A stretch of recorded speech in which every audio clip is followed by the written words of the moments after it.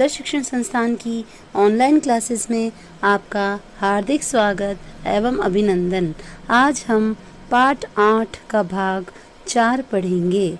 हमने पिछले भागों में अस्थि के बारे में पढ़ा और यह जाना कि यह अस्थियां जो होती है वो हमारे शरीर को गति प्रदान करती है। आज हम उपास्थि के बारे में पढ़ेंगे।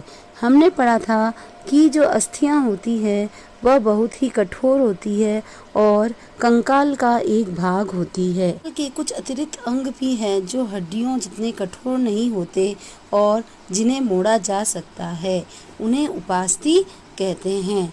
तो उपास्थि के बारे में जानते हैं। अपने कान को स्पर्श कीजिए। क्या आप किसी कठोर अस्थि भाग का अनुभव करते हैं जिसे मोड़ा जा सके?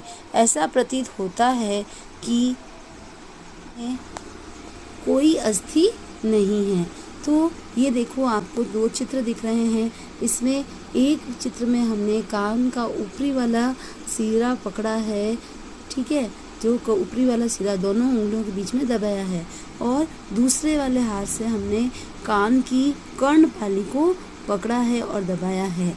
जब हम इस तरह की क्रिया करते हैं तो हम यह पाते हैं कि जो इसका ऊपर वाला हिस्सा है वह इस कर्णपाली के हिस्से से कठोर होता है और इसे मोड़ना कर्णपाली की अपेक्षा थोड़ा मुश्किल होता है, जबकि कर्णपाली जो होती है वह एकदम ही लचीली होती है और जिसे आसानी से मोड़ा जा सकता है।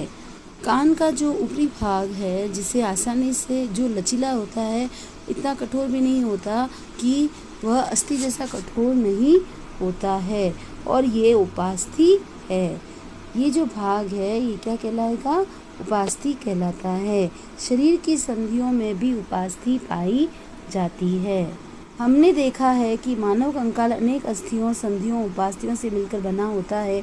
आप उनमें से बहुत को देख सकते हैं, मोड़ सकते हैं अथवा गति दे सकते हैं। अपनी नोटबुक में कंकाल का है स्वच्छ आलेख बनाना है। हम यह जानेंगे कि जो ये अस्थियां होती है वह किस प्रकार से गति करती है और उनको गति करने योग्य कौन बनाता है। इसको जानने के लिए हम एक प्रयोग करते हैं। ये है आपका हाथ, इसकी क्या करनी है? एक मुट्ठी बनानी है और मुट्ठी बनाकर इसको अपने बाजू के कंधे को छूने का प्रयास करना है। और जब आप इस मुट्ठी से अपने कंधे को छूने का प्रयास करते हैं तो आपको दूसरे हाथ से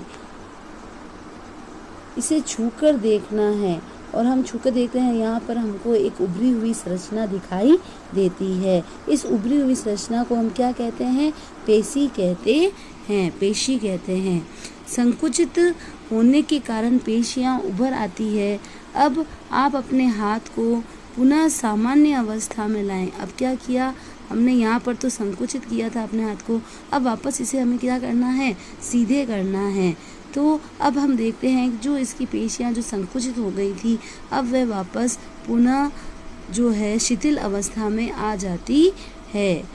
यानी संकुचन की अवस्था में पेशियाँ छोटी और कठोर होती है और मोटी हो जाती है, और यह अस्थि को क्या करती है? खींचने का कार्य करती है। संकुचन की अवस्था में पेशियाँ छोटी, कठोर एवं मोटी हो जाती है। यह अस्थि को खींचती है। किसी अस्थि को गति प्रदान करने के लिए 2 पेशियों को संयुक्त रूप से कार्य करना होता है। जब 2 पेशियों में से कोई एक सिकुड़ती है तो अस्थि उस दिशा में खींच जाती है। युगल की दूसरी पेशी शिथिल अवस्था में आ जाती है। अस्थि को विपरीत दिशा में गति करने के लिए अब शिथिल पेशी सिकुड़कर अस्थि को अपनी पूर्व स्थिति में खींचती है, जबकि पहली पेशी अब शिथिल हो जाती है। पेशी केवल खींच सकती है, वह धक्का नहीं दे सकती। अतः एक अस्थि को गति देने के लिए 2 पेशियों को संयुक्त रूप से कार्य करना होता है। यानी अगर हमें कहीं पर भी एक अस्थि को हिलाना है तो उस अस्थि को हिलाने के लिए जो 2 प्रकार की पेशियाँ काम करेगी, उसमें से एक पेशी जो होगी वो संकुचित होगी और दूसरी क्या होगी? शिथिल होगी, या दूसरी शिथिल होगी और पहली क्या होगी? संकुचित होगी। और इसी के द्वारा जो हमारी अस्थि है वो क्या करेगी? गति करेगी। जंतुओं की चाल। अब हम देखते हैं कि जो जंतु होते हैं उनमें तो किसी प्रकार की अस्थियां नहीं पाई जाती है, फिर वह गति किस प्रकार से करते हैं। इसमें है पहला केंचुआ। बगीचे में चलते हुए केंचे का निरीक्षण कीजिए। जब हम बगीचे में चलते हुए केंचे का निरीक्षण करते हैं तो हम देखते हैं कि वो जल्दी जल्दी से क्या कर रहा है, चल रहा है। ये है केंचुआ और ये किस प्रकार से गति करता है इसके बारे में हम पढ़ेंगे। केंचुए का शरीर एक सिरे को दूसरे सिरे से सटा कर रखे गए अनेक छल्लों से बना प्रतीत होता है। केंचुए के शरीर में अस्थियां नहीं होती परंतु इसमें पेशियां होती है। इसमें अस्थियां नहीं होती है, किसी भी भाग में कोई हड्डी के समान संरचना नहीं पाई जाती है, लेकिन इनमें पेशियां होती है जो इसके शरीर के घटने और बढ़ने में सहायता करती है। चलने के दौरान केंचुआ अपने शरीर के पश्च भाग को भूमि से जकड़े रहता है तथा अग्रभाग को फैलाता है। इसके बाद वह अग्रभाग से भूमि को पकड़ता है तथा पश्च भाग को स्वतंत्र कर देता है। इसके पश्चात यह शरीर को संकुचित करता है तथा पश्च भाग को आगे की ओर खींचता है। इससे वह कुछ दूरी तक आगे बढ़ता है। केंचुआ इस प्रकार को बार बार दोहराते हुए मिट्टी पर आगे बढ़ता है। इसके शरीर में चिकने पदार्थ होते हैं जो इसे चलने में सहायता करते हैं। यह अपने शरीर के हिस्से को जमीन से, इसके शरीर में छोटे छोटे अनेक शूक होते हैं, बाल जैसी संरचनाएं होती है। ये शूक पेशियों से जुड़े होते हैं। ये शूक मिट्टी में उसकी पकड़ को मजबूत बनाते हैं। केंचुआ वास्तव में अपने रास्ते में आने वाली मिट्टी को खाता है। उसका शरीर अनपचे पदार्थ को बाहर निकाल देता है। केंचुए द्वारा किया गया यह कार्य मिट्टी को उपजाऊ बना देता है, जिससे पौधे को फायदा होता है। केंचुए की गति करते समय यह क्या करता है, अपने बीच में जो भी मिट्टी आ रही है उसको यह खाता रहता है। वह उसके पाचन के द्वारा जो अपशिष्ट पदार्थ है वो बाहर निकालता रहता है, जिससे कि मिट्टी क्या बनती है, उपजाऊ बनती है, जिससे कि वर्मी कंपोस्ट बनती है। इसीलिए इस केंचुए को किसानों का मित्र कहा जाता है। हमारा दूसरा जंतु है घोंघा। ये घोंघा है, आप देख रहे हैं इसकी पीठ पे क्या पाई जाती है, एक कवच पाया जाता है, एक गोल संरचना पाई जाती है। इसे क्या कहते हैं, कवच कहते हैं। यह घोंघे का बाह्य कंकाल है, परंतु यह अस्थियों का बना नहीं होता।